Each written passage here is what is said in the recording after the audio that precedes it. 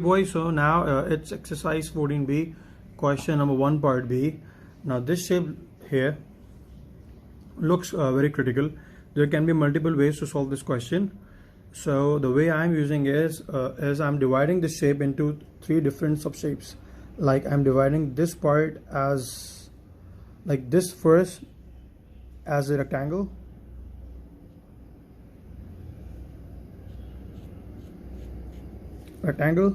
and then these 2 parts as a separate triangle and a rectangle. So altogether I have like 1 rectangle here, 1 triangle here, and 1 rectangle here. If I add the areas of all these 3 shapes, I will get the base area. So for the base area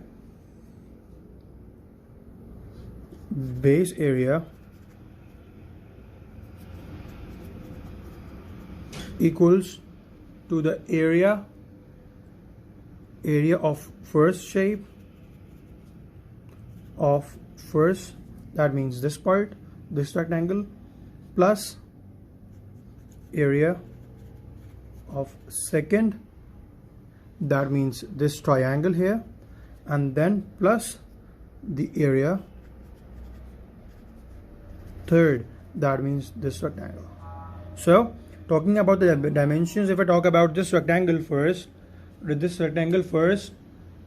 so the length and the breadth, the formula says length into breadth.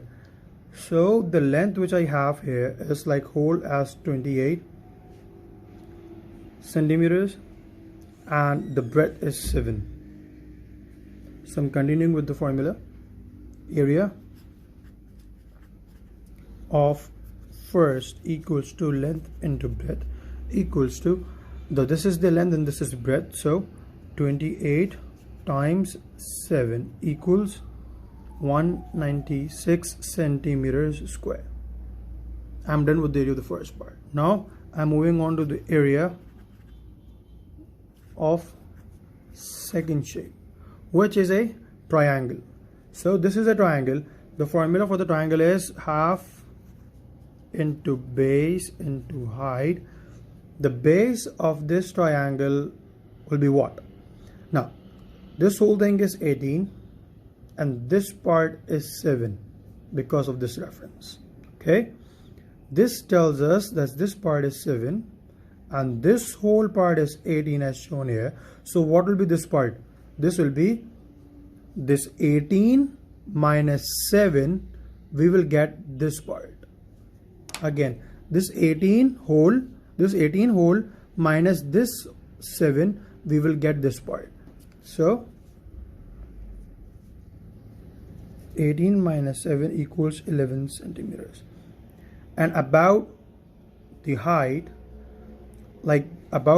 this whole part is 28. Out of this 28, if we subtract this 16 part, we will get the height of the triangle. Out of this whole 28, if we subtract this part, we will get the height. So this will be 28 minus 16 equals to 12 centimeters. 12 centimeters basically the height. Okay, so half into base 11 into height is 12.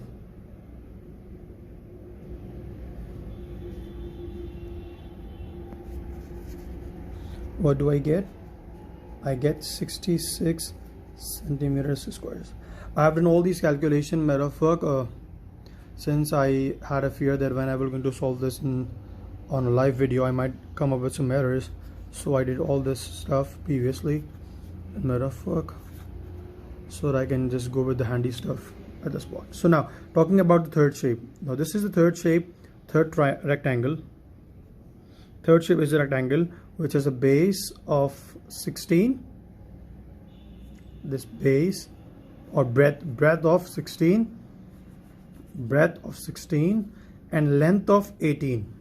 So 18 length into breadth equals to 18 times, sorry, this is not 18, this is 11, my bad. This part is 11 times 16, sorry, 11 times 16, so this won't be 18, it will be 11 times 16 equals to 176 centimeters square. How was it 11? Because as we calculated the base of the triangle, and like this a whole 18 minus 7, we get 11. So this 11 is the base of the triangle as well as the length of the rectangle. Okay, so this 11 into 16, we get 176 centimeters. Now the total base area equals area of one plus area of the second shape plus area of the third shape. Now A1 is 196, 66, 176, you get 438 centimeters square. Now this is the total base area that you have. For the volume of the prism, the formula is base area into height. Base area is 438.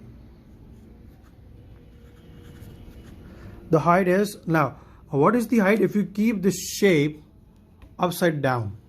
Instead of on the horizontal position, if you keep it like this, so that will be this part, instead of being the horizontal length, then it will be your height. So your height is 38. After the multiplication, you get 16644 centimeters square. Sorry, cube. Since this is a volume, you need to be careful with this. I just committed an error over here.